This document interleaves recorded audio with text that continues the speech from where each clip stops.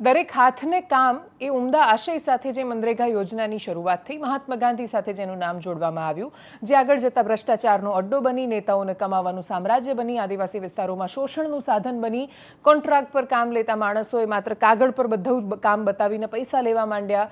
DBT આપણે શરૂ કર્યું તો એમાંય કરપ્શન શોધી કાઢ્યું. એને બંધ કરવાના રસ્તા શોધવાનો તો આપણી પાસે કોઈ જવાબ નહોતો, પણ મનરેગાનું નામ બદલીને એમાં થોડા બદલાવની સાથે રાજ્ય સરકારો પર ભારણ વધારીને મનરેગાનું નામ એમાંથી મહાત્મા ગાંધી હટાવીને વીબી એટલે કે વિકસિત ભારતજી રામજી યોજના થવા જઈ રહી છે.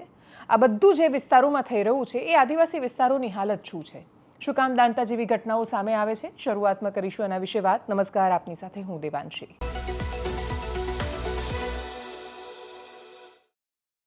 આદિવાસી માત્ર અમુક પક્ષોની રાજનીતિ નક્કી કરતો સમુદાય નથી. એ આ દેશની સભ્યતા અને સંસ્કૃતિ જાળવીને બેસેલો એવો સમુદાય છે કે જે ક્યારેય એની પાસે તો પાયાની સુવિધાઓ નથી ને તોય એ રસ્તા પર નથી આવતો.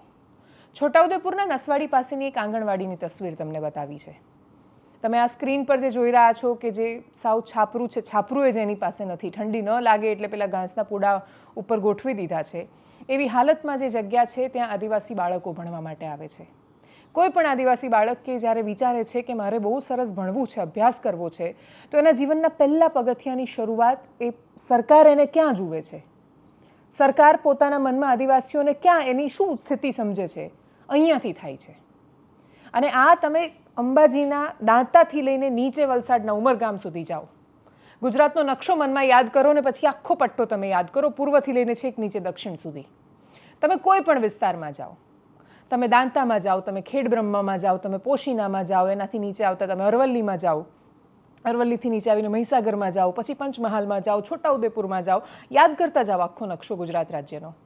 તો તમે કોઈ પણ રેન્ડમ ગામ ઉઠાવીને જોઈ લો, તમને એ ઘટના કહાની લાગશે. અમે એને વાર્તાની જેમ બતાવીશું જ્યારે અમે જોઈશું કે ઓહો, આદિવાસી વિસ્તાર છે, એટલો સુંદર વિસ્તાર. તમે ત્યાં જાઓ એટલે તમે સ્વર્ગમાં આવી ગયા એવું લાગે. પણ એ વિસ્તારમાં તમે ત્યાંના બાળકની હાલત જુઓ, એના ભણતરની હાલત જુઓ, સરકારી અદ્ભુત યોજનાઓ અને એનું કાગળ પર જે અમલીકરણ. આજે તમે એટીવીટીની ગ્રાન્ટ શું કામ ત્યાં જાય સૌથી વધારે, શું કામ વિકાસશીલ તાલુકાઓમાં એ જ વિસ્તારના તાલુકાઓ સૌથી વધારે હોય, શું કામ દરિયાઈ પટ્ટો અને આ કાંઠાનો જે આપણો પૂર્વનો પટ્ટો છે એ જ સૌથી વધારે આમાં પીડાદાયક સ્થિતિમાં હોય. એ તો પૂછતાય નથી ને બોલતાય નથી. એ કોઈ દિવસ તમે આદિવાસીઓને જ્યાં સુધી એની અસ્મિતા પર નહીં આવે કે એની ઓળખ પર કે એના પ્રમાણપત્રો પર વાત નહીં આવે મોટા ભાગે, ત્યાં સુધી તમે એમને ગાંધીનગરમાં જોશો પણ નહીં. પણ જ્યારે તમે એને ગાંધીનગરમાં જુઓ ત્યારે તમારે સમજવાનું છે કે એ તમને તીરકામઠા સાથે દેખાશે. જ્યારે એ રસ્તા પર અહીંયા આવે છે, નેતાઓ આવે ત્યારે એમની આગળ સરસ મજાના આદિવાસી નૃત્યો બતાવવા માટે કે પછી ઢોલ લઈને હોળીમાં અલગ અલગ મેળા બતાવવા માટે કે ગુજરાત કેટલું રંગીન છે, કળાથી ભરપૂર છે, એ કલર્સ બતાવવા માટે જ જો આદિવાસીઓનો ઉપયોગ થવાનો હોય કે તમે જુઓ અહીંયા તો વારલી પેઇન્ટિંગ બહુ સરસ છે, અહીંયા તો પિઠોરા બહુ સરસ થાય છે, અહીંયા તો આ પ્રકૃતિને પૂજનારા છે, સરસ મજાની વાતો કરો છો તમે સાંસ્કૃતિક વિકાસના નામે. એને શું મળે છે તો કે આંગણવાડી મળે છે. અને છતાંય આ સ્થિતિમાંથી બહાર આવીને એ લોકો પોતાનો રસ્તો જાતે પસંદ કરે છે. અનેક એવા બાળકો છે કે જેને કોઈ સુવિધાઓ નહોતી મળી, પણ એમની અંદર એક ક્ષમતા હતી કે એમણે પોતાનો રસ્તો પસંદ કર્યો અને પછી એ આખી દુનિયા સુધી પહોંચ્યા. હમણાં જ બહુ જ સરસ કહાની હતી કે ગુજરાત સરકારની યોજનાઓ પહોંચી, સરકારી શાળા એટલી સરસ ચાલે છે, શિક્ષક બહુ સરસ રીતે ભણાવે છે, એટલે એ છોકરીઓ દરરોજ ન્યૂઝ બુલેટિન બનાવે, બાળકો ન્યૂઝ પોતાના પ્રસ્તુત કરે. કોઈ છોકરી છે કે જે નાસા સુધી જાય, કોઈ ઇસરો સુધી જાય, સરસ મજાની કહાનીઓ છે. પણ બહુ જ અપવાદરૂપ કિસ્સાઓમાં થતું હોય એટલા માટે એ કહાનીઓ છે. અમદાવાદમાંથી એક બાળક કોઈ જગ્યાએ જાય તો એ સ્ટોરી નથી બનતી, પણ એ છોટાઉદેપુરમાંથી જાય તો સ્ટોરી બને છે. એટલી વિષમ પરિસ્થિતિ છે. અને એની વચ્ચે અંબાજીના દાંતાના પાડલિયામાં એવી ઘટના બને કે 100 થી 200 જેટલા આદિવાસીઓનું ટોળું ભેગું થયું. એ ટોળું ભેગું થયું, એમણે ફોરેસ્ટની ટીમ અને પોલીસની ટીમ પર હુમલો કર્યો અને હુમલો બહુ જ ખરાબ રીતે કર્યો. ગોફણ વિશે ખબર નથી કેટલા લોકો જાણતા હશે, પણ એક સરસ મજાની દોરીથી વચ્ચે પથ્થર મૂકવાનો અને ગોળ ગોળ ફેરવવાનું ને પછી એને તાકવાનું. તમે જ્યાં ધારો એટલે આદિવાસીની પાસે એક ક્ષમતા હોય, એટલી સરસ એમની કળા આવડત કે ધારે ત્યાં એ પથ્થર જાય, એ નિશાન લઈ શકે. એ તીરથી કોઈ અચૂક નિશાન લે તમે એની કલ્પના ન કરી શકો. એણે જ્યાં ધાર્યું છે ત્યાં જ જશે તીર. આપણે એમની પાસે આ બધી એમની કૌશલનો ઉપયોગ કરીને કોમનવેલ્થ કે ઓલિમ્પિકમાં ગુજરાતનું નામ, જબરદસ્ત દેશનું નામ રોશન કરાવી શકીએ છીએ. એ જ્યારે દોડે છે, જંગલોમાં જાય છે, જે રીતે વિસ્તારોમાં ફરે છે એને સુવિધાઓ આપીને, ટ્રેનિંગ આપીને આપણે એને ક્યાં પહોંચાડી શકીએ છીએ? પણ એ ગોફણ ને તીરકામઠાનો ઉપયોગ થયો ફોરેસ્ટના કર્મચારી અને પોલીસના કર્મચારીઓ પર હુમલો કરવામાં. પીઆઈને કાન પાસે વાગ્યું એ તીર અને પછી એ લોહીલુહાણ હાલતમાં હતા, બેભાન હાલતમાં એમને પાલનપુર હોસ્પિટલમાં લઈ જવામાં આવ્યા. કલેક્ટરે સ્ટેટમેન્ટ આપ્યું, વન વિભાગના અધિકારીઓએ સ્ટેટમેન્ટ આપ્યું, એસપીએ સ્ટેટમેન્ટ આપ્યું, ફરિયાદ નોંધાઈ, બધા સામે કાર્યવાહી શરૂ થઈ ગઈ અને થવી જ જોઈએ. તમે જ્યારે સરકારી કર્મચારીઓ પર હુમલો કરો છો ત્યારે કઈ સ્થિતિમાં તમે એમાંથી બાકાત રહેવાના? પણ આ બધું થઈ રહ્યું હતું ત્યારે ડેપ્યુટી સીએમ નીતિન પટેલનું ગઈકાલે એક સ્ટેટમેન્ટ આવ્યું અને એમણે કહ્યું કે આદિવાસી વિફરે તો તમે 10 SRPની ટીમ ઉતારો તોય કામ ન લાગે. એ શું કામ કહી રહ્યા છે? કેમ કે એમને રાજનીતિનો અનુભવ છે. એમને ખબર છે કે આદિવાસી મોટા ભાગે બોલતા નથી. ગુજરાતના આદિવાસીની સરખામણી તમે છત્તીસગઢના આદિવાસી સાથે નહીં કરી શકો. મહારાષ્ટ્રની બોર્ડર પર કે મધ્યપ્રદેશનો આખો એ જે નક્સલવાળો એરિયા છે એનો ત્યાંના આદિવાસી અને ગુજરાતના આદિવાસીમાં આસમાન જમીનનો ફરક છે. અનેક વિષમ સ્થિતિઓની વચ્ચે પણ એ સરકાર પાસે કોઈ અપેક્ષા નથી રાખતા અને કોઈ દિવસે હાથમાં હથિયાર પણ નથી ઉઠાવતા. બહુ જ અપવાદરૂપ કિસ્સાઓ બને છે અને આ અપવાદરૂપ કિસ્સાઓને જો આપણે એલાર્મની જેમ નહીં જોઈએ, આપણે એવું નહીં સમજીએ કે આપણે એમની સાથે સંવાદ કર્યા વગર કેમ સીધું કામ કરવા ગયા. કારણ શું છે? કાયદો એની તરફેણમાં છે. જે લોકો એવું કહી રહ્યા છે કે શું કામ ગ્રામ સભાની પરવાનગી, 6 તારીખે પહેલી FIR થઈ. જંગલ વિભાગના કર્મચારીઓ નર્સરીનું કામ કરવા માંગતા હતા. એ જમીન કે જ્યાં એક બેન વર્ષોથી, એટલે એમના પતિનું મૃત્યુ થયું છે, વિધવા બેન છે, એ વર્ષોથી ત્યાં ખેતી કરતા હતા. ત્યાં વન વિભાગના કર્મચારીઓ પહોંચ્યા, પોલીસને લઈને પહોંચ્યા ફોર્સની સાથે. એમણે કદાચ નોટિસ આપી પણ હશે, પણ નોટિસ વાંચીને સમજી શકે એટલી એવી દાંતાના આદિવાસીઓની સ્થિતિ છે જ નહીં. એના પછી લોકો સીધા ત્યાં પહોંચ્યા અને કામ કરવાનું શરૂ કર્યું.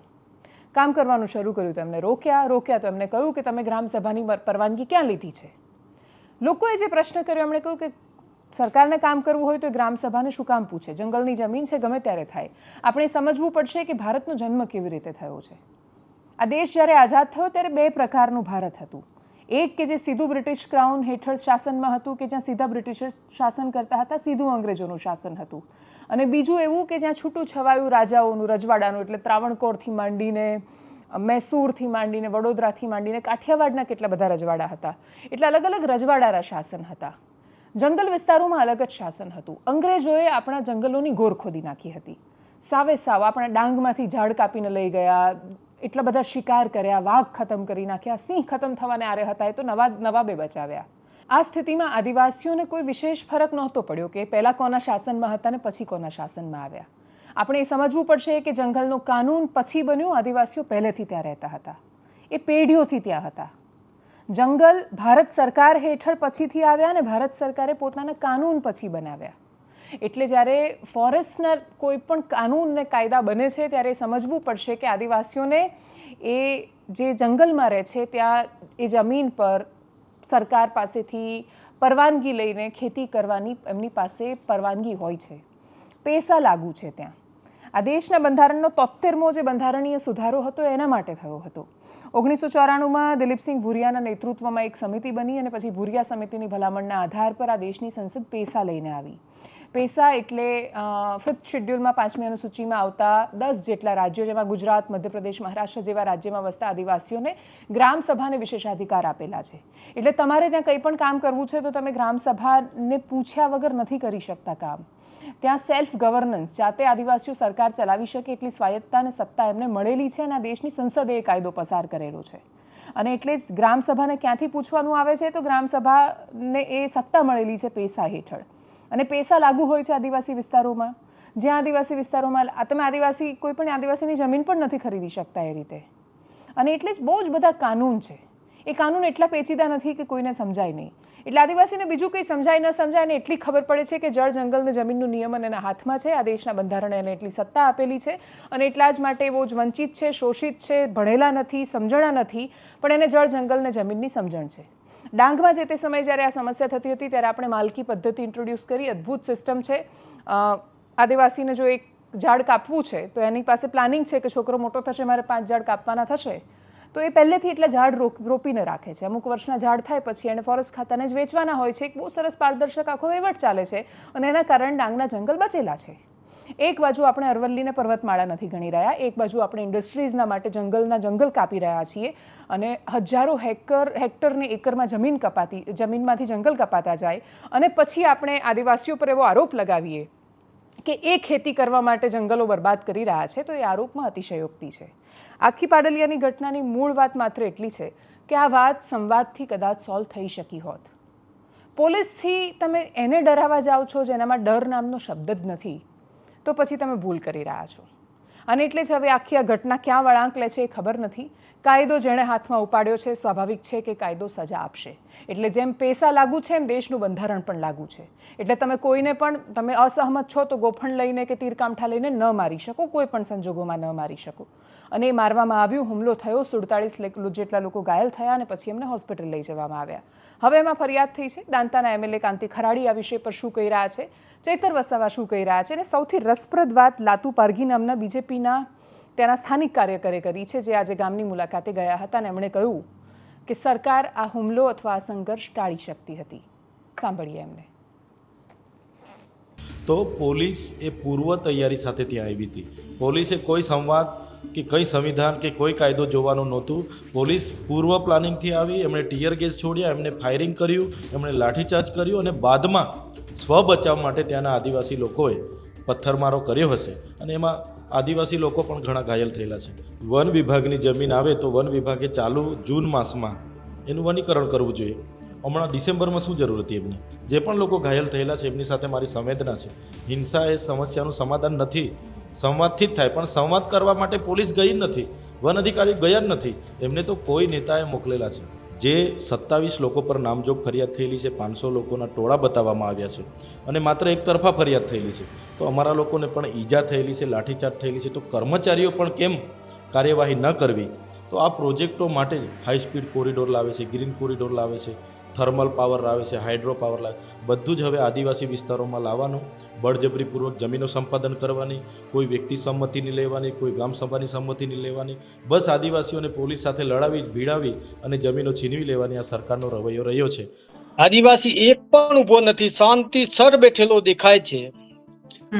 અને પોલીસ અને વન વિભાગે સાથે રહીને એ આદિવાસીઓને ઉશ્કેરવામાં આવ્યા છે. મેન વસ્તુ ત્યાંથી ચાલુ થાય છે કે લોકોનું સત્ય છુપાવવા માટે અને ખોટું ઉપર લાવવા માટે આ સરકારની નીતિ, સરકારના કહેવાથી, પરવીન માળીના કહેવાથી આ લોકોને માર્યા છે, આદિવાસીઓને માર્યા છે. એના લીધે આજ તારીખ સુધી એક પણ અધિકારી, મંત્રી, પદાધિકારી કોઈ ત્યાં ફરક્યો નહોતો.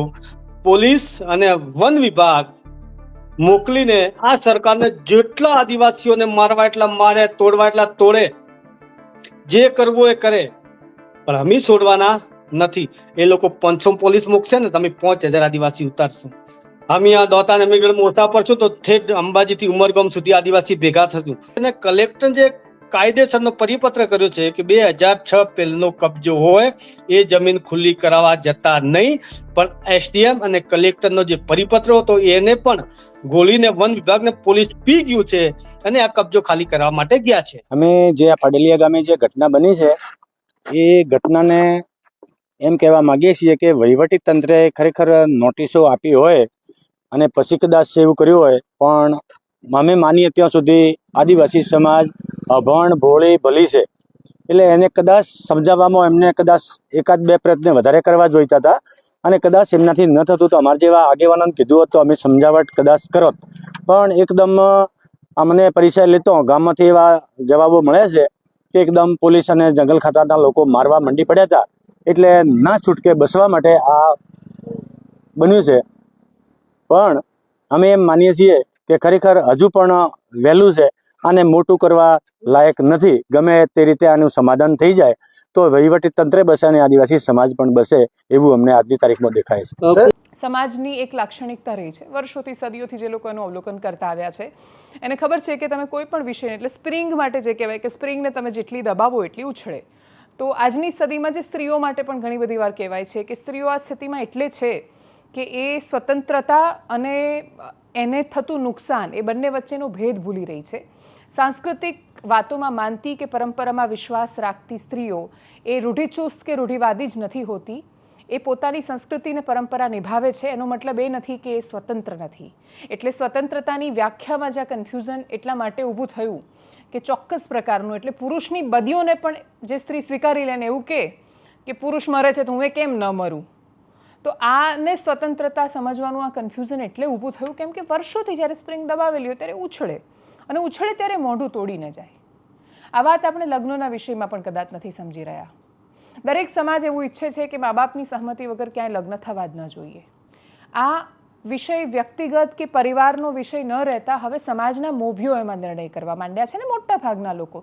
એટલે દરેક મા બાપ એવું ઈચ્છે કે હું મારા છોકરું એક જન્મ્યું એની અંદર મેં ઇન્વેસ્ટમેન્ટ કર્યું છે આટલા વર્ષો સુધી અને પાલું પોષણ મોટું કર્યું છે, હવે લગ્ન મને પૂછ્યા વગર કેવી રીતે કરે? અધિકાર ભાવ હોય છે સંતાન પર અને એટલે જ મોટા ભાગના મા બાપો એમાં સહમત છે કે ભાઈ મારું છોકરું મને પૂછ્યા વગર લગ્ન કરવું જ ન જોઈએ. ઘણા બધા મા બાપ જે પહેલાં સહમત નહોતા એવું માનતા હતા કે મારા બાળકને મેં એટલો સરસ રીતે ઉછેર કર્યો છે કે મને પૂછ્યા વગર કંઈ નહીં કરે, પણ એમની છોકરી જ્યારે 18 વર્ષની થાય એની રાહ જોતી હોય, લગ્ન કરીને ચૂપચાપ ઘરમાં બેસી રહે, 2-3 મહિના સુધી એના લગ્ન ચાલે અને પછી અચાનક એક દિવસ કહી દે કે આઈ એમ મેરિડ, મારા લગ્ન થઈ ગયા છે, ત્યારે મા બાપને આઘાત લાગે છે.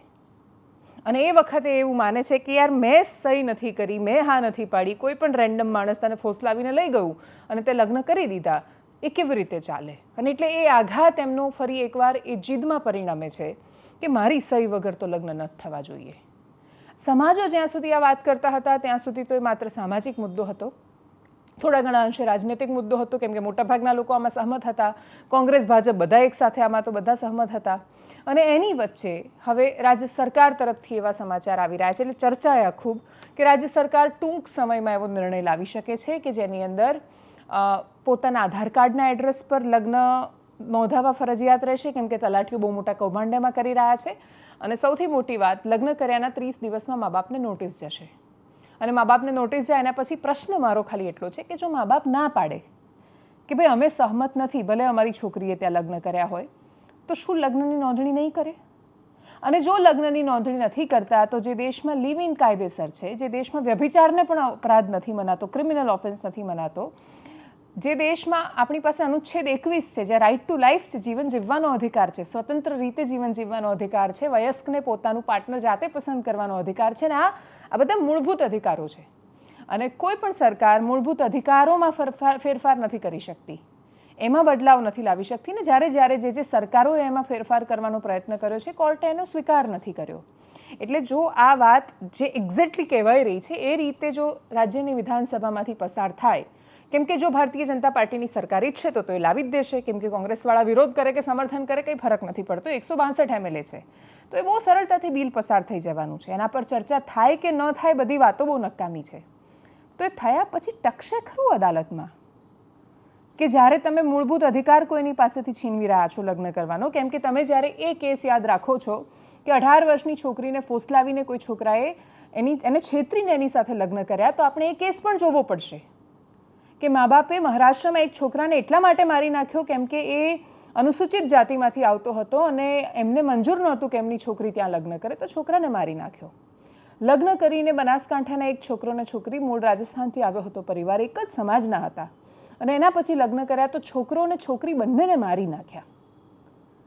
એક છોકરી હતી કે જેને મા બાપે ભણાવી ગણાવીને ડૉક્ટર બનાવી અને એના પછી એને એવા વ્યક્તિ સાથે પ્રેમ થયો, એક જ સમાજના હતા પણ મા બાપ સહમત નહોતા, તો છોકરી ઘરે હતી અને એને ઝેર પીવડાવીને મારી નાખી. આ પ્રકારની ઘટનાઓ થઈ રહી છે સમાજમાં. તો એની વચ્ચે આ સહમતિ અને અસહમતિની વાત જો કાયદાના સ્વરૂપમાં સરકાર લાવવા જાય છે તો એ કેટલી સફળ થશે એ તો સમય પર છોડીએ. મૂળભૂત અધિકારો સાથે જેણે બદલાવ કર્યો છે, ઇતિહાસ તો એવું કહે છે કે અદાલતો એને નથી સ્વીકારતી, જો કે ઇતિહાસ બદલાઈ પણ જતા હોય છે, નવા રચાતા પણ હોય છે. આ કેસમાં શું થશે એ ખબર નથી. પ્રતિક્રિયા જે આવી એના પર કરીએ નજર. જો થોડા દિવસ પહેલાં સરકારશ્રી સાથે મંત્રણા કરી હતી અમારા ડેલિગેશને, અને 6 મહિનાથી આ માંગણીના અનુસંધાનમાં અમે ગુજરાતના અલગ અલગ વિસ્તારોમાં જનજાગૃતિના કાર્યક્રમો, રેલી, સભા દ્વારા કર્યા હતા, મિટિંગો દ્વારા કર્યા હતા, અને પછી સરકારના અલગ અલગ વિભાગના અલગ અલગ અધિકારીઓ, મંત્રીશ્રીઓ સાથે પણ અમે કન્ટિન્યુ મંત્રણા કરી રહ્યા હતા. અને લાસ્ટ વીકમાં નાયબ મુખ્યમંત્રીશ્રીના અધ્યક્ષસ્થાને વિભાગના અધિકારીઓ, કાયદા મંત્રીશ્રીની હાજરીમાં અમને આ માંગણી સંદર્ભે અમારા ડેલિગેશનને મળવા માટે સમય આપ્યો હતો. અમે સરકારને રજૂઆત કરી હતી અને નાયબ મુખ્યમંત્રીશ્રીએ ખાતરી આપી હતી કે ટૂંક સમયમાં જે ભાગેડું લગ્ન પ્રથામાં તમે લોકોએ જે 7 સુધારા સૂચવ્યા એ સુધારાના અનુસંધાનમાં કાયદો બનાવવામાં આવશે. અને એમાં મોટાભાગની માંગણીઓ સરકારે માન્ય રાખી હતી. આજે મીડિયાના માધ્યમથી અમને પણ જાણીને આનંદ થઈ રહ્યો છે કે સરકાર એ વિષયને લઈ અને ફાઇનલ ડ્રાફ્ટિંગ રેડી કરી દીધું છે અને કાલે કદાચ આ કાયદો ગુજરાતમાં અમલમાં આવશે અને ગુજરાતમાં લાખો કરોડો દીકરીઓનું જે જીવન બરબાદ થતું એ જીવન બરબાદ થતું કાલથી અટકી જશે એવા અમે આશાવાદી છીએ.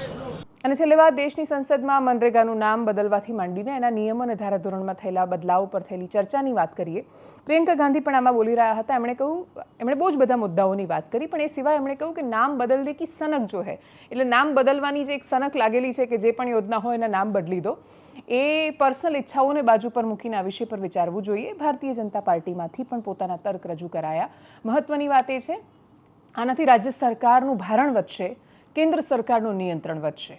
અને ભારત એ યુનિયન ઓફ સ્ટેટ છે, ભારત ગણરાજ્ય છે, અને એટલે જ ગણરાજ્ય ભારતમાં આ પ્રકારના નિર્ણયો ભારતીય જનતા પાર્ટી માટે અત્યારે સરળ એટલી સ્થિતિ છે કેમ કે મોટાભાગના રાજ્યોમાં એમની સરકાર છે, એમને રાજ્યના મુખ્યમંત્રીઓ હાજ પાડવાના છે, એટલે અસહમતિ વ્યક્ત કરી શકે એવા એક પણ મુખ્યમંત્રી જો યુપીના અપવાદને બાદ કરી, અને એ પણ થઈ શકે છે કે કેમ હવેની સ્થિતિમાં રાજકીય રીતે ખબર નથી, પણ બાકી એ અપવાદને બાદ કરતાં કોઈ પણ રાજ્યના મુખ્યમંત્રી પોતાની અસહમતિ વ્યક્ત કરી શકે કેન્દ્ર સરકાર સાથે એ સ્થિતિમાં નથી.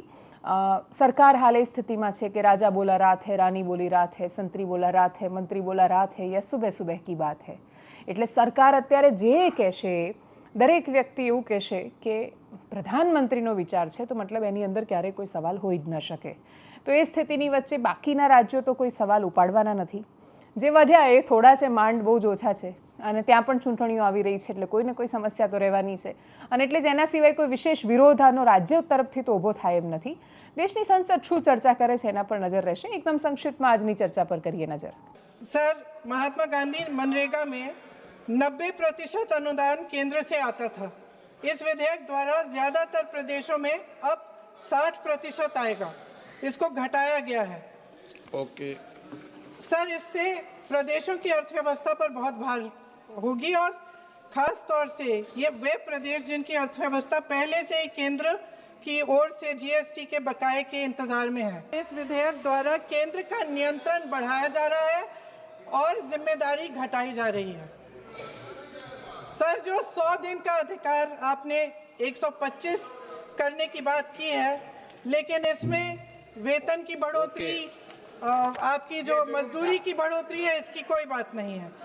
माननीय सदस्यों, सर, ये सही बात है कि अभी तक जो बकाया है वो ही पूरा नहीं हुआ है. आखिरी बात ये है सर कि हर योजना का नाम बदलने की जो सनक है ये समझ में नहीं आती है. सर, जब ये किया जाता है तो सरकार केंद्र को पैसे खर्चने पड़ते हैं. मनरेगा का सवाल है माननीय अध्यक्ष जी, कांग्रेस तो यूपीए तो केवल मनरेगा लेके आई थी, लेकिन 2,13,220 करोड़ रुपया यूपीए की सरकार ने मनरेगा पर खर्च किए थे.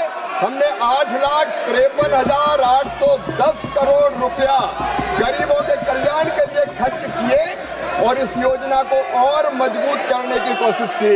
और आज भी माननीय अध्यक्ष महोदय, तकलीफ क्या है? 100 दिन की गारंटी के बजाय हम 125 दिन की गारंटी दे रहे हैं. 125 दिन की गारंटी देने का काम कर रहे हैं, और केवल ये गारंटी कोरी नहीं है माननीय अध्यक्ष महोदय, उसके लिए 1,51,282 करोड़ से ज्यादा रुपए की राशि का प्रावधान किया गया है. माननीय अध्यक्ष महोदय, इसके पहले कई रोजगार की योजना आई. एक योजना का नाम था जवाहर रोजगार योजना, बाद में कांग्रेस ने जवाहर रोजगार योजना का नाम बदल दिया. तो क्या पंडित जवाहरलाल नेहरू जी का अपमान हो गया? माननीय अध्यक्ष महोदय, हमारा संकल्प है गरीब का कल्याण, और इसमें उसी संकल्प को पूरा करने का हमने प्रयत्न किया है. न केवल गरीब का कल्याण, बल्कि उसके साथ गांव का संपूर्ण विकास, जो महात्मा गांधी कहते थे, एक स्वयंपूर्ण गांव, एक स्वावलंबी गांव, एक विकसित गांव का निर्माण, इसका प्रावधान इसमें किया गया है। એનાલિસિસમાં અત્યારે બસ આટલું. જો આપ અમને યુટ્યુબ પર જોઈ રહ્યા છો તો સબસ્ક્રાઇબ કરો, ફેસબુક પર જોઈ રહ્યા છો તો ફોલો કરો, વિડીયોને શેર કરો. નમસ્કાર.